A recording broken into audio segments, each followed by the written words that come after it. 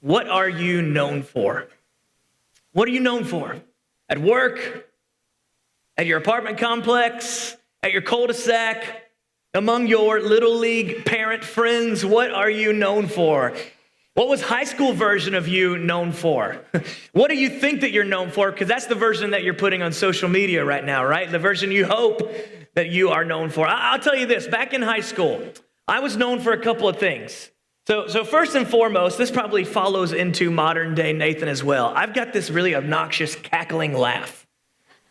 And in high school, I used to get invited over to my friend's house to watch funny movies with them so they could watch me watch the movie. So that I would just laugh. And I didn't know that at first. I thought I was just growing popular, but no, they just wanted to laugh at my laugh. But another thing that I was known for at our school, I was in the drama department, so I was in a lot of really interesting class plays.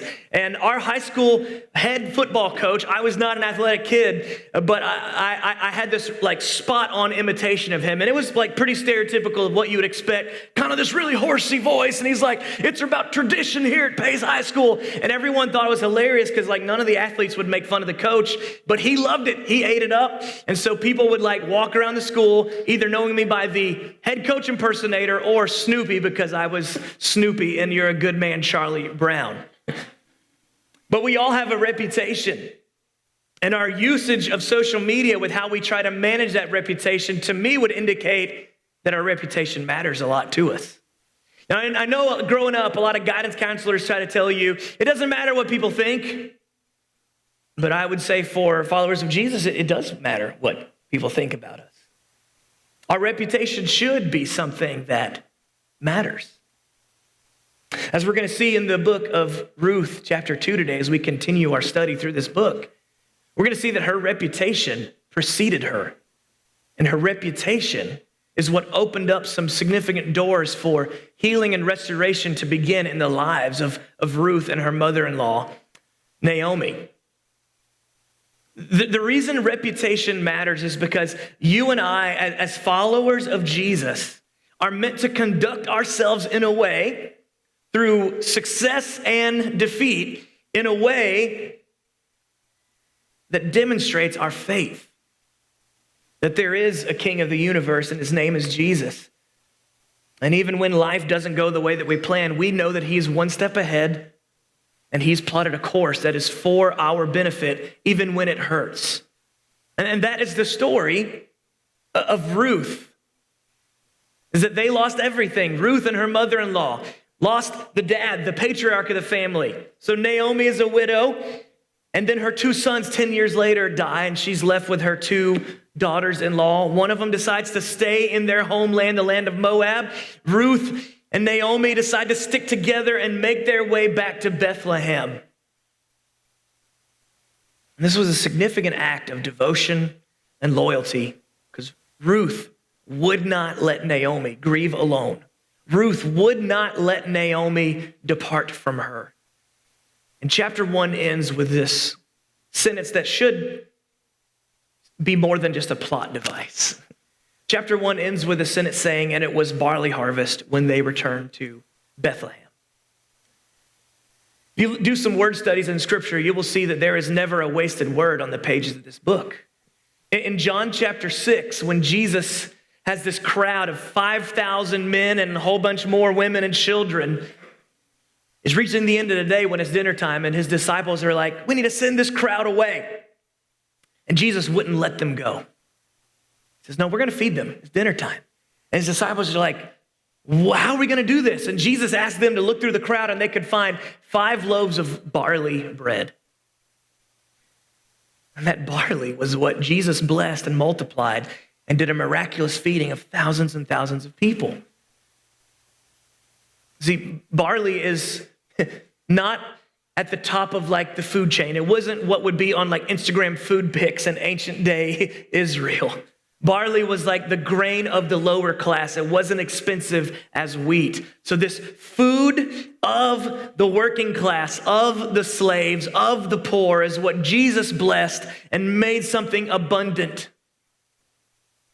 So you look back in Ruth chapter 1, and it just so happens that in the aftermath of their loss, their grief, embracing this season of becoming widows, doomed to poverty.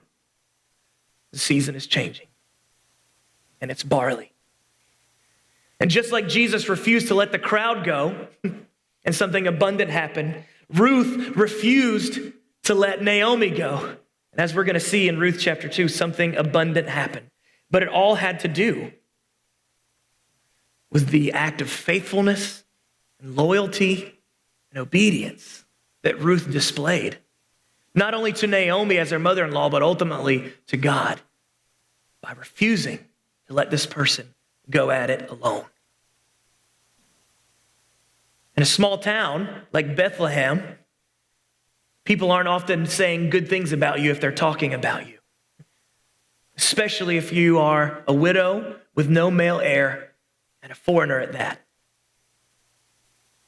But you're going to see the town gossip, the things that were being said about Ruth behind her back, is what would eventually lead to this abundant, restorative moment. So read with me in chapter 2, verse 8. It says this: Boaz went over and said to Ruth, "Listen, my daughter, stay right here with us when you gather grain. Don't go to any other field. Stay right behind the young women working in my field. See which part of the field they are harvesting and then follow them. I've warned the young men not to treat you roughly, and when you are thirsty, help yourself to the water they have drawn from the well." Ruth fell at his feet and thanked him warmly. "What have I done to deserve such kindness?" she asked. "I am only a foreigner." Pause right there. Let me catch you up to speed of what's happened. Chapter 1, they become widows. Chapter 2, they're making their way back to Bethlehem. And in Bethlehem, it is barley harvest time.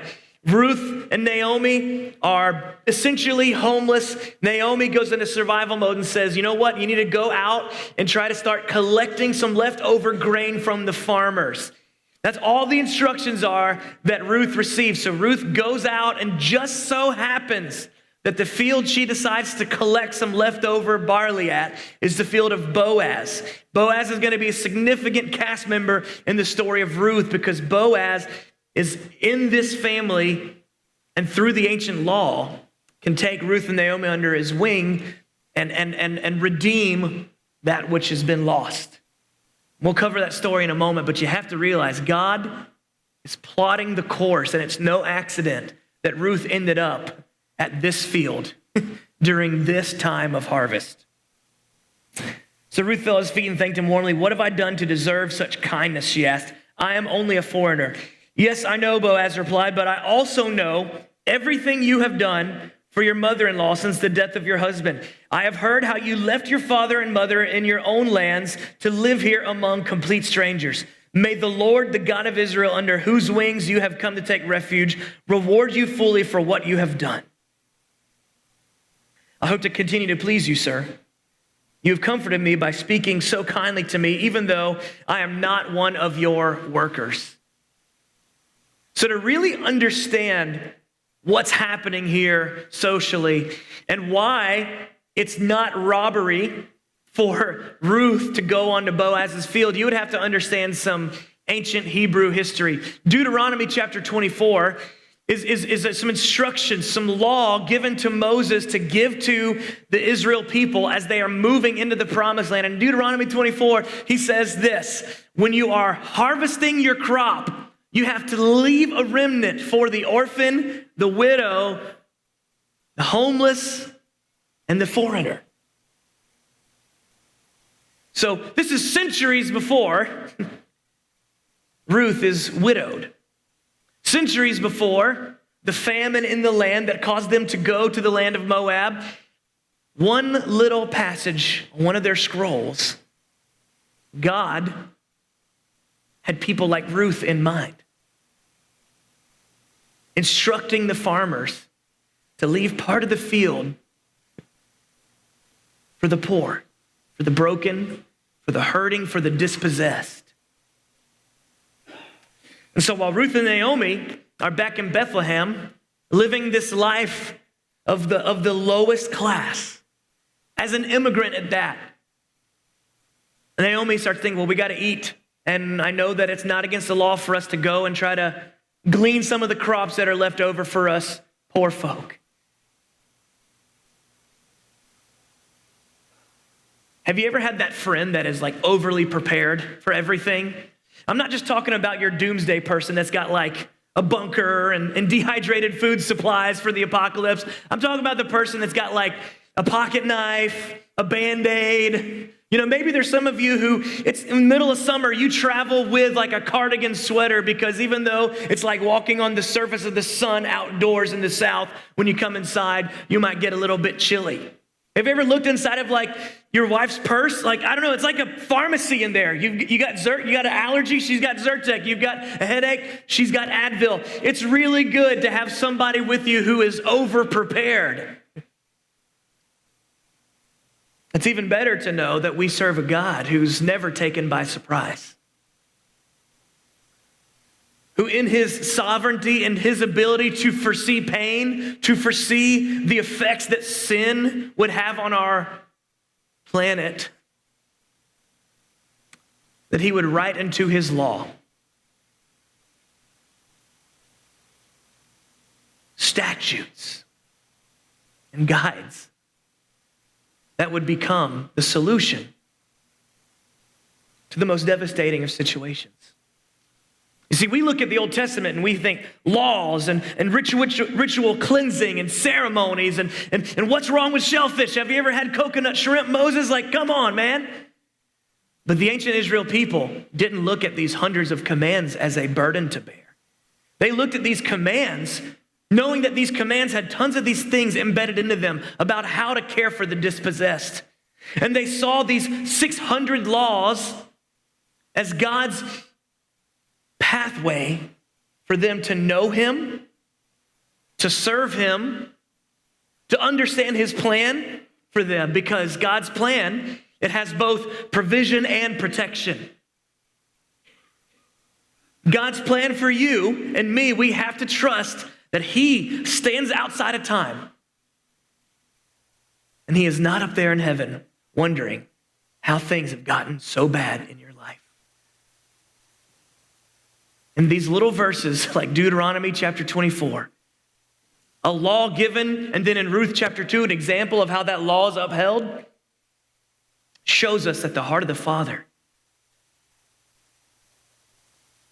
is a heart that beats for restoration. Because in this moment, this interaction with Boaz, the redemption process that we're going to study next week began. Because Boaz had the means and the legal standing to restore that which was taken from Ruth and Naomi.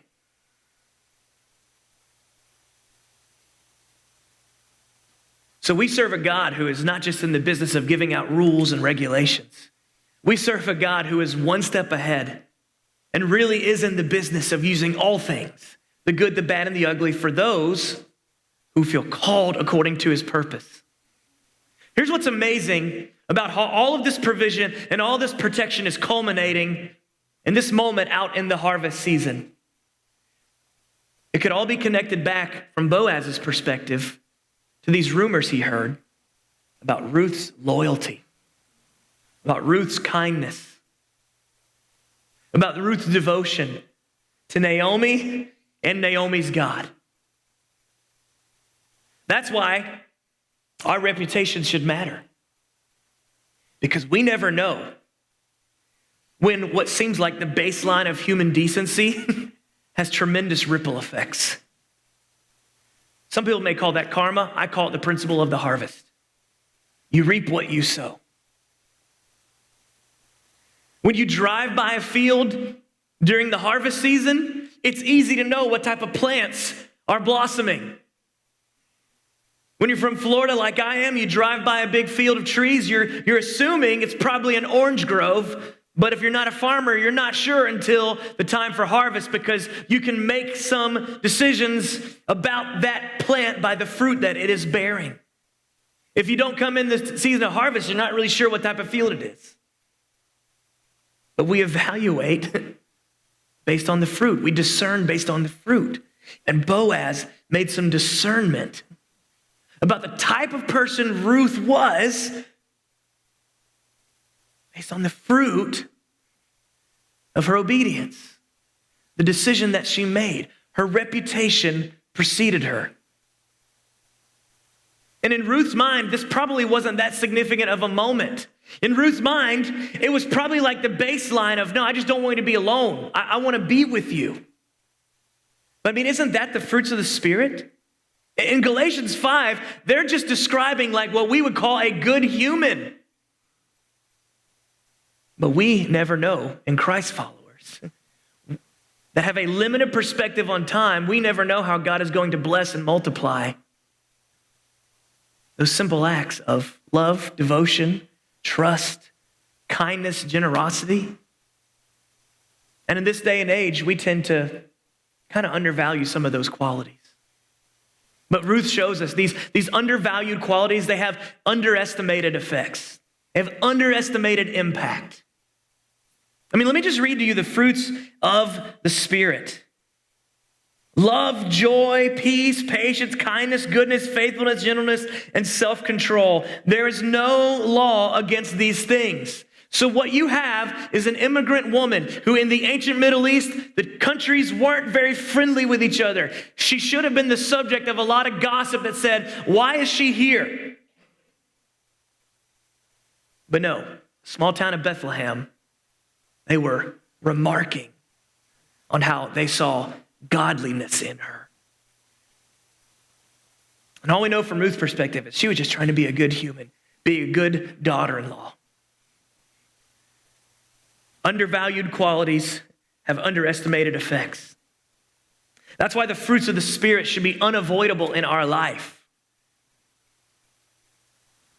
Love, joy, peace, patience, kindness. Guys, these are the things that we are teaching preschoolers that some of us, this guy included, still struggle with today, right? Here's what I'm going to do. I want to bring a couple of people on stage. Matt, you can come on down. I think you've got a pretty good nose. Did you ever lose your smell when you had COVID? You never got COVID? That's crazy. All right, miracle walking. Matt, come on down. Connor, I want you to come down too. And we need a lady to pat. You know, how about Megan, you come too. I need you. We need a lady on this. We are going to do a little sniff test. How about you put on a little... Just take your glasses off and you're blind. All right, Megan, come up here. Put on this little sleep mask. I have got 3 candles, and if you guys can get the scent right, you get to keep it, okay? This will be a good little gift, but I want to see if you can know it's a fruit. I'm giving you one hint. They all have to do with some kind of fruit. If you can tell me what type of fruit this is your candle. Here you go. Here you go. Open your hands. Hold it. Yep. All right, Megan, there you go. Hold that. Matt, there you go. Matt, why don't you just give us a quick sniff?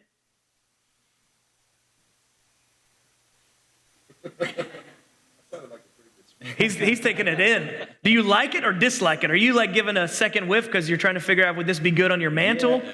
Well, my wife likes candles. So okay, all right. This one might be for you, Tara. I have no idea, but I think it might be have some kind of pumpkin.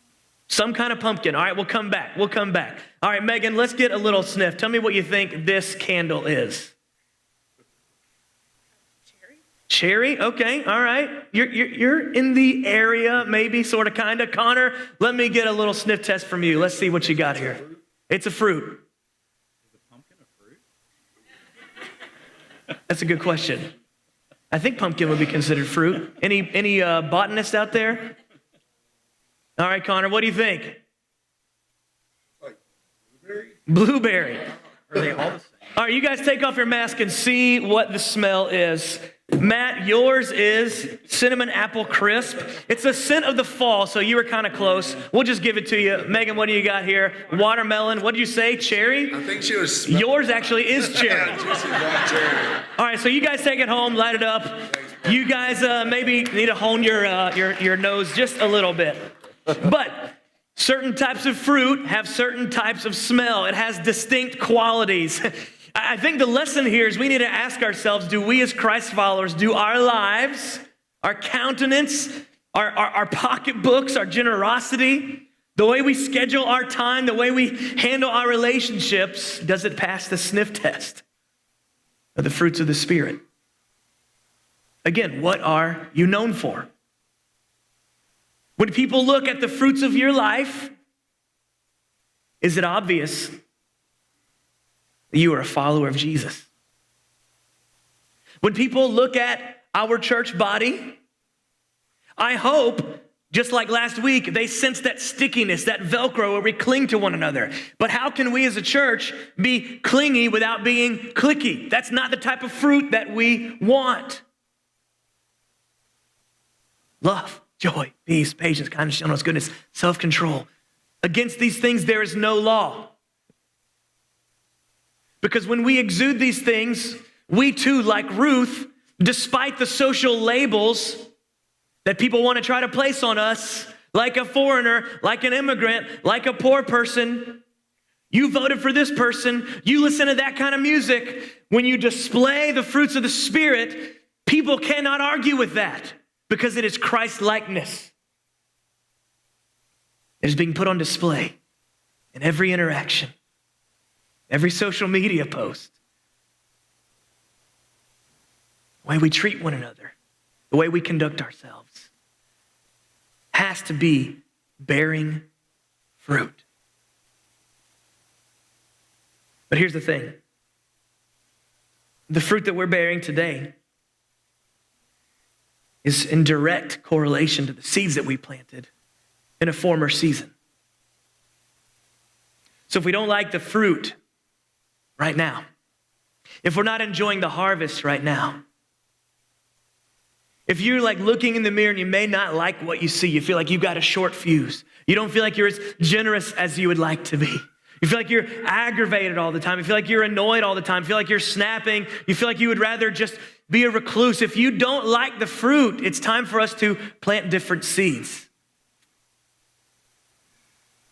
Because in the very next chapter, Galatians 6, verse 9, it says, let's not get tired of doing what is good. At just the right time, we will reap a harvest of blessing if we don't give up. At just the right time, we will reap a blessing if we don't give up. Scripture is full of these agrarian metaphors because these people understood delayed gratification. These people understood that you can't just go to the market and get whatever you want whenever you want, right? There is a season. Certain things grow this time of year that don't grow later in the year. They knew they had to wait for the first rains to come and break up the soil, so then the farmers could plant a new crop. And then the second season of rain would come and water those seeds.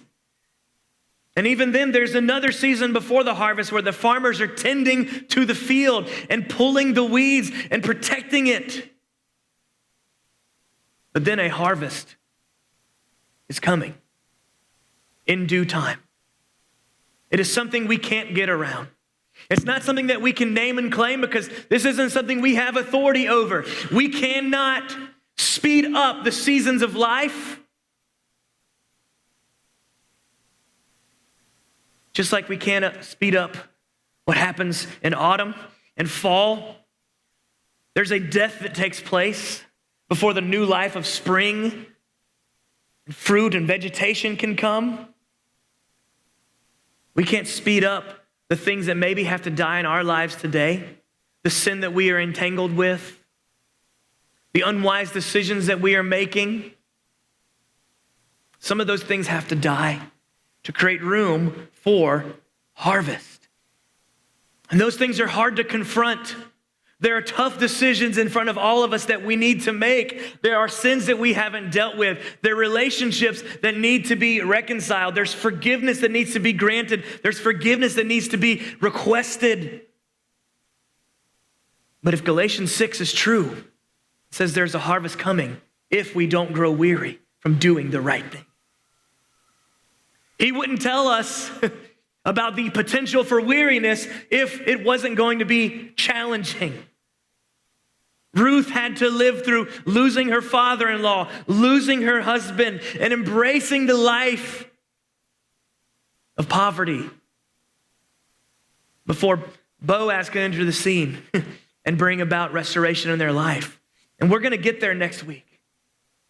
But you and I have to believe that harvest is coming, that the season will change. And God can take what feels like a loaf of barley, the currency of the poor, and turn it into something abundant in your life. In our pantry, we've got all kinds of different foods, some bread at the top, some like stuff for school in the middle. And at one little corner, there's like this Tupperware full of candy. Some of the candy is like left over from, birthday parties or going on trips or whatever. Some of the candy we've bought, some of the candy have been like gifts to our kids from other kids' birthday parties. And oftentimes my kids are like, hey, can I go get some candy? Now, technically, it's their candy too, right? It's our candy. But as their father, it's up to me to determine when it's right for them to reach into that Tupperware and get a treat. As their dad, what is mine is theirs. As their provider, what belongs to me belongs to them. It is part of their inheritance, and I want them to have a sense of boldness and confidence in their relationship with me and Erica as their providers, where they can ask for whatever they want. But I want them to trust me enough to know that sometimes the answer might not be yes. Sometimes the answer might be wait. Sometimes the answer might be not right now. You're going to get the candy at the right time. But I want to see you do your chores maybe. I want to see you treat your sister better. I need to hear you apologize to your mother. Sometimes, like Galatians 6 says, there are things we must endure in the waiting in order to position ourselves where we can receive the harvest that God has planned for us. I've said this a million times, and this is where we'll land the plane. God's love for you is unconditional. There's nothing you have to do to earn his love, but a harvest, blessings, favor, those type of things, they come on the other side of obedience. They come from planting the right type of seeds in the right season, trusting that the right seeds produce the right kind of fruit. The reason, as we're going to see next week, that Ruth experienced such abundance in Boaz was because her reputation preceded her. She was obedient to the assignment that God placed in front of her with her relationship with Naomi. I wonder what some of us might be missing out on because of missed opportunities for obedience or continued disobedience. Let's plant the right seeds so that we can see a harvest. We need to be known by our fruits, our reputation as good, faithful, generous, kind, persevering people. Only happens when we choose to trust in him. Every decision, every day, every interaction, we ask him to make his will known, and we respond. We respond with immediacy. We respond with urgency, knowing what's at stake when we plant the right type of seed.